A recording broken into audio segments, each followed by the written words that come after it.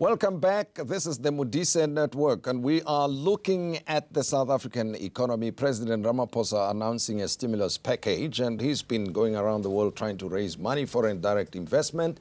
But there's a lot of stuff that's going on in South Africa that needs to be sorted out. I saw a report recently, for instance, which I think speaks to the land reform discussion currently underway, of a farmer in Mpumalanga who took over a farm that was owned by 62 to 70 people who did not work on the land. He took over, volunteered to service the farm. It's doing very well, and he has made some money out of it, and it's producing goods, food that goes into the market. Now, the government there in Mpumalanga turned around and said, bring our farm back because we want to give it to other people. Patrick Bond, what do you say to that? Well, theft of land is obviously an historic crime that has to be somehow dealt with. I don't have a particularly good handle on it, but it does seem to me if you're talking an Mpumalanga government, it's all of our jobs to watchdog exactly what's happening and who's winning and losing. I mean, that's a simple role of class analysis. I would then take it further and ask, where is the food going? Because we have starving people here.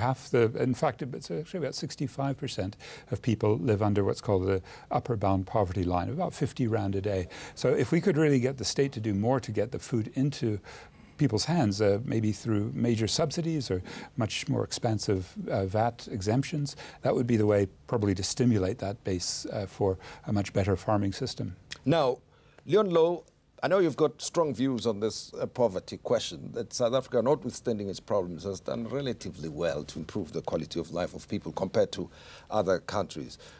One, the Mfana Sithole case that I'm talking about in Mpumalanga, he found a farm that was not being worked on, he improved it, produced food, and now he's been kicked off the farm. Comment on that. And secondly, the poverty levels compared to other similar countries. Yes, I'll start with the bad news, then the good news, and I'll try and be quick. Yeah. Firstly, the bad news is that this debate about expropriation without compensation has unfortunately become a white versus black thing. Everyone talks about it as if that's the issue.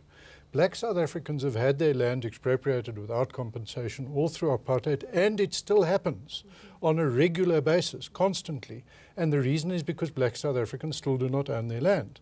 These so-called redistributed farms have just actually been nationalized, and the black people on them are tenants, the way Verwoerd had in mind. The ghost of Verwoerd walks around Louw House with a big smile on his face, saying, if I knew the ANC would implement my land policy, I would have given them power long ago. So what happens is right now, if they want to build a community centre in Alex, they simply give eviction orders to 20 or 30 homeowners in Alex. They just say go, because technically they're tenants and not owners. They get no compensation. They are expropriated without compensation. If they want to build a road from Durban to Pongola, it goes over white residences, white farms, black residences, tribal, traditional areas. And where there are black people, because they are not owners, they just get eviction orders, even though they might own a farm, they might own a shop, they might own a business, they just get told go. So what we need to do is not start expropriation without compensation, we need to stop it. Overwhelmingly, the victims always have been, still are, and always will be black people. We need to start saying an end to this. From now on, no black person's land gets taken without full process of law, without full compensation. That's the bad news. We are unfortunately still living in a world in which we do not understand what apartheid was, which was victimizing black people and their land. The good news is, and I'm pleased to be able to perhaps be the only one to say this, if you look at all the statistics, and no one needs to argue, just go to the Stats SA website, life expectancy, housing, access to safe water, access to motorized transport, access to cell phones, access to credit cards, access to everything. The quality of life of South Africans has improved spectacularly, and we should be proud of that. I should be the ANC's propagandist and say, under our watch, this is what happened. So I just want to say it's not very simple. It's not as if it's all bad or all good. It's complicated. A lot of very, very good things have happened, and we need to be proud of it. Elections are coming up, Leon. Who knows, you might be used as part of people who are campaigning for the government. They do need me. Well, Let me take a question from do a terrible members of the audience here, ma'am, from Oxfam, and Yes. please identify yourself. Hi, my name is Basani Baloyi from Oxfam. I had a question to ask Anne, who spoke about the shifting towards labor intensity. And I was wondering, how do you envision that when even in labor intensive sectors, there is increasing mechanization, such as in agriculture? And then Leon spoke about how everywhere in the world where there's been liberalization and privatization, things have worked very well. But like globally, even in those countries, we are seeing rising inequality levels. And perhaps even the election of Donald Trump shows and highlights the rise in fascism as a result of that kind of tendency. Good? The big problem in South Africa is that we create jobs mainly that are for semi-skilled and skilled people. And we want a high-skill, high-wage strategy. That's what we've adopted. I'd also like that. The problem is that the vast majority of our labor force are not high-skilled. We have lots and lots of people, millions and millions of people, who through no fault of their own went to a terrible school and have had no work experience. So we have to make sure that the more labor-intensive parts of our economy expand dramatically, made harder in a world where people are mechanizing, where government policy gives you tax deductions and capital depreciation if you're more mechanized rather than for employing more people. So it's difficult. I'm not saying it's easy. But what we're seeing around the world is that there are a few industries that are not yet mechanizing, and no one is predicting mechanization for them in the next 10 years or so. This could change, of course. And that's kind of very simple clothing production, toy assembly, electronic assembly. These things are not being done by machines, and South Africa should try and get some of those jobs.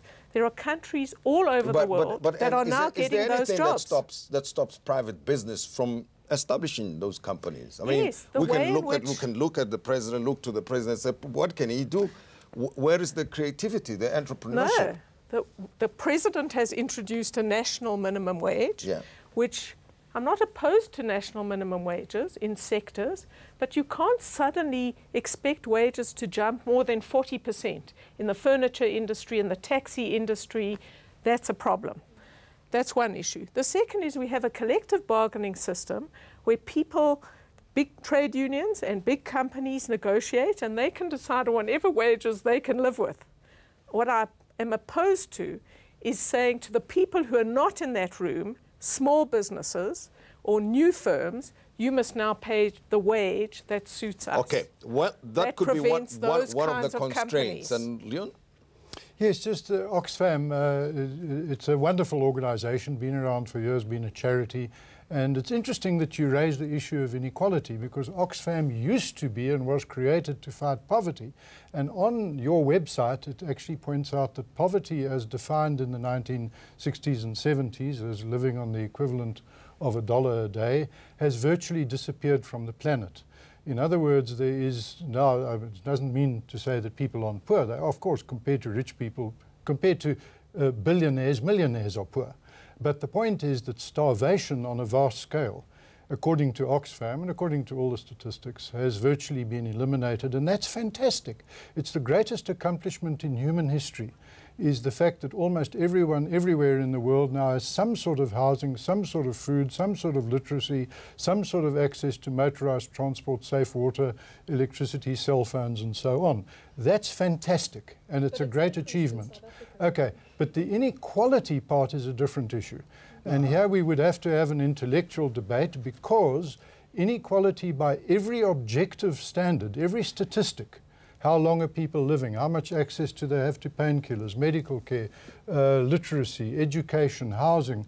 By every objective criterion, inequality is diminished. The rate at which it's increased, to which Oxfam refers, is pre-tax income. In other words, not the quality of life, that's become more equal, but the amount of money people have has within certain countries become less equal. And now that you might call inequality, but what matters, I presume every decent human being wants every poor human being to have a better quality of life. That is happening on a fantastic, unprecedented scale. Well, Leon, let's pause right there, and I know you want to respond to what Leon is saying there, Zwelinzima Vavi, but when we return in a short while, I also want to draw lessons from abroad and look at countries such as Venezuela and South Korea and say, can they be models for us and the development of human capital, for instance? What about that and the future for a very youthful South Africa? What do we need to do now as a country to plan for the changing world? And of course, interact with us via social media. The hashtag is the Modise Network. Our conversation will continue in a moment.